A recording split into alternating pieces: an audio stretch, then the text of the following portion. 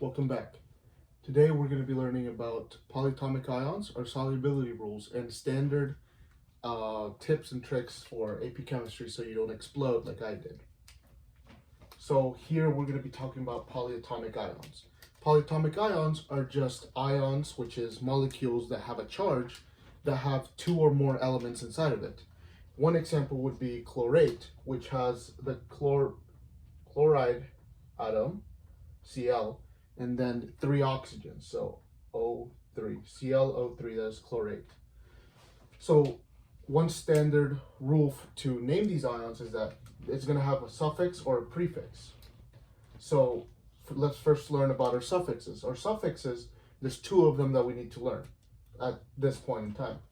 The first one is ate, which, like I just told you, chlorate is just the standard molecule, the standard name for that molecule. So chlorate, phosphate, carbonate, stuff like that. That's like the default state of that molecule, of that polyatomic ion. And then we have ite, which will have one less oxygen than the standard ion. So this is our chlorate, or ClO3. Our chlorite would be ClO2. And that obviously changes the charge because we have less electrons, because we have one less ion. After we have learned our suffixes, we can learn our prefixes because those add to that one less or one more. So our first prefix is per, like perchlorate, and that is one more oxygen or atom than the ate. So perchlorate would be ClO4.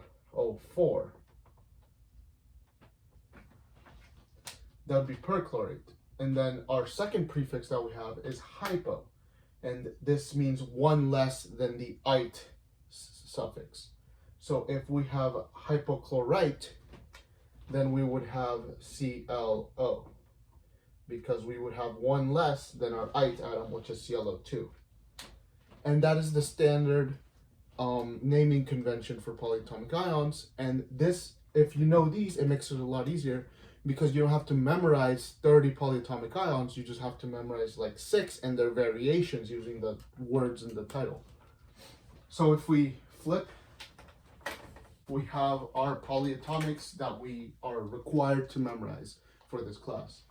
I don't know, it depends on school, but as Union does it, this is the ones we have to memorize.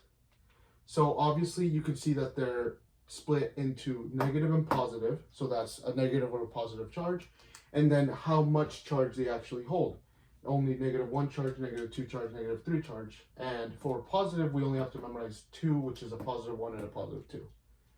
As you can see, the -1s have a lot of polyatomics that we have to know, but you will notice these little stars, and these little stars are the ones I recommend that you memorize, and then everything else you either don't use as often, or you can variate them from the actual root words.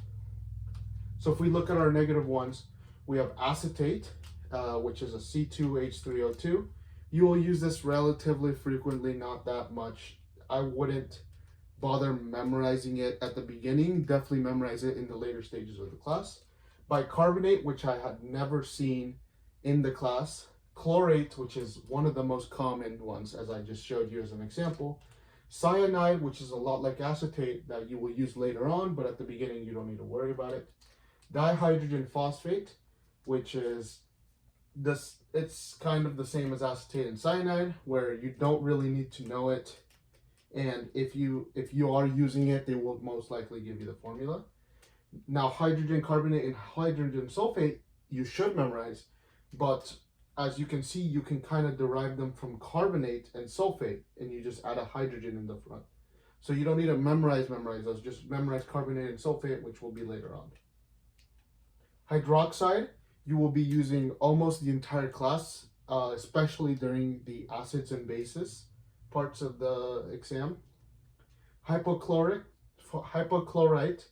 another one that you need to memorize, but you can also just derive it from hypo and ite from chlorate. Nitrate is another one of the base ones.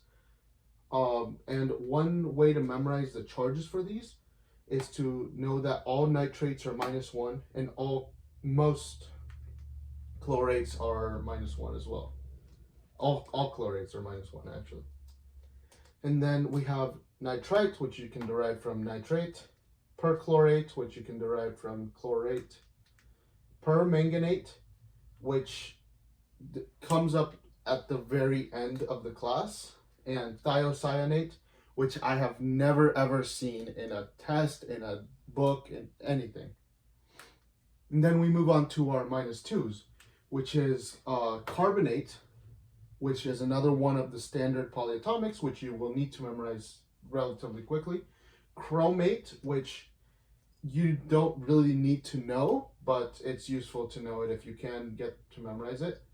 Dichromate, which you can derive from chromate, because it's just two of the chrome, you know what I'm saying. Hydrogen phosphate, which you can derive from phosphate. Oxalate, you will need to memorize.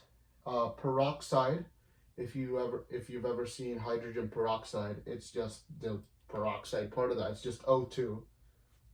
Sulfate, which is another one of the standard polyatomics, and sulfite, which is you can derive from sulfate because the ite suffix means one less than the 8. That's just SO3. Then we have our -3s, which you will see very little of except for phosphate, which you will see a lot of. So first we have ferrocyanide, which I have never really seen that often. Phosphate, which you will see very, very often, which is PO4. I don't know why I got erased. PO4. And then I don't know why I wrote that twice, but you're never going to see it anyways. It's fine. And that's all the negative polyatomics.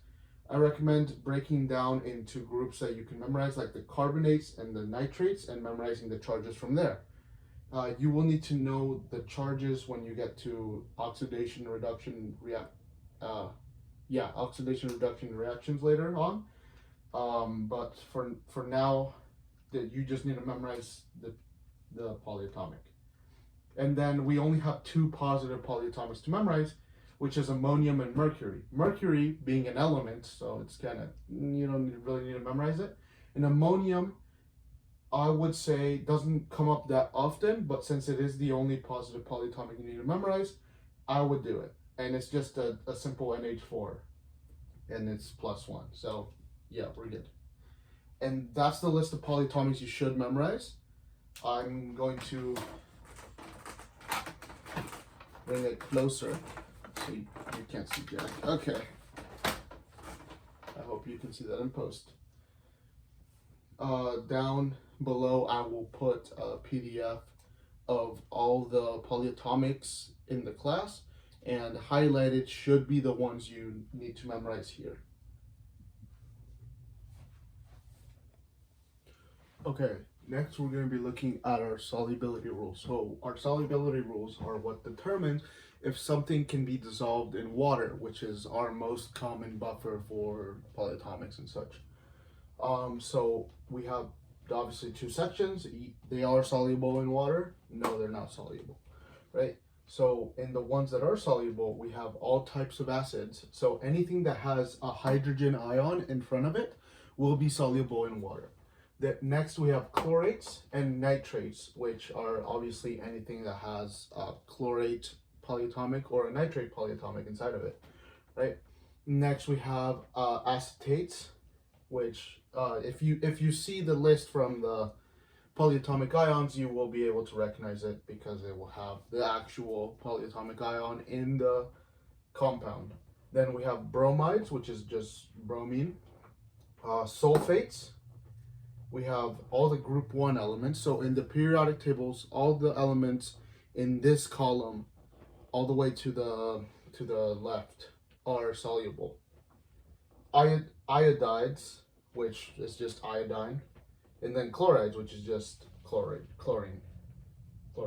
whatever, same thing. And then in the non-soluble section, we have all the carbonates, all the chromates, all the hydroxides, all the phosphates, all the sulfites, which is different than the sulfates, so that's an important distinction, and all the sulfides, which is just sulfur. And then obviously we have exceptions to these rules because chemistry sucks. So here we have our exceptions to yes soluble. So anything that has silver, mercury, or lead in it, regardless of whether it has any of these, is not going to be soluble because silver, mercury, or lead is not soluble. An exception to that exception would be the nitrates and the chlorates, which are soluble all the time, regardless of what it has inside of it. And then an exception to the non-solubility of these would be all the group 1 elements, as we saw before, and ammonium, which is polyatomic. So if any of these have ammonium, they would be soluble. One more exception to this would be specifically for sulfides. They also, if they have the group 2 elements, they would be soluble. So those are that's the summer homework memorization. Next we will be looking at the chapter 1 and chapter 2 notes, if I can get that done in time. But for the class, just don't be afraid to ask questions. Lemby is a very helpful teacher. He will be glad to answer questions, and he wants you to do good in his class. Try to sit near the front because he uses a lot of PowerPoint slides, and you can't see those in the back. It's like just impossible to see those in the back. And then do all of the practice work. One thing that I failed at is that whenever he gave us practice work, I just skipped over it. And it kind of worked out in the end, but you will do much better if you are able to do the practice work, because a lot of chemistry, unlike bio, kind of like physics actually, is that it's just applied. You need to apply these the concepts itself are easy. It's just being able to apply them, being able to know what to do, when to do it, is important. So that's why you need as much practice as you possibly can. Good luck in chemistry. One last thing I forgot to mention was the CMM app that Lemberg will have you download. So this app, what it does is that you can find it on App Store, whatever you download things on. But when you put in the compound that you're looking at, it will tell you the atomic weight and the percentage of the elements that make up that compound. And this is really helpful because you don't have to do it manually. So when you're doing more complicated stuff in your homework, you can skip that step if you're already comfortable with it using the app.